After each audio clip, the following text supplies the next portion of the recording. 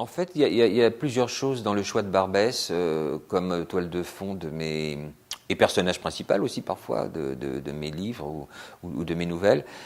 C'est qu'en fait, j'ai habité 3 fois dans le 18e, donc j'avais des amis qui habitaient dans le bas Barbès, ou dans le haut Barbès, plutôt dans le nord. Donc je traversais beaucoup Barbès. Sans y avoir vraiment habité, j'ai bien connu ce quartier. Ça, c'est une première chose. La seconde, c'est qu'en fait, quand on se promène dans Barbès, on n'a pas à se poser de questions. Barbès, c'est un quartier qui produit lui-même sa propre fiction. À savoir que quand on est dans rue Mira, par exemple, rue des Poissonniers ou autre, il n'y a qu'à se baisser pour ramasser des débuts d'intrigue.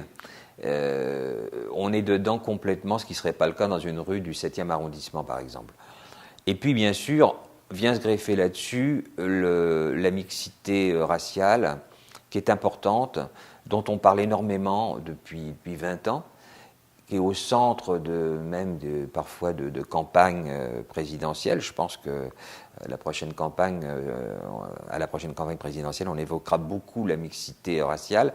Donc tout ça est intéressant pour des gens comme les auteurs de polar que nous sommes, s'intéressent à la vie des hommes, la vie de la cité, et essaient de rendre compte d'un réel. On a dit souvent que pour savoir ce qui se passait vraiment à tel moment dans un pays, dans une ville, le mieux était encore de se plonger dans les littératures noires.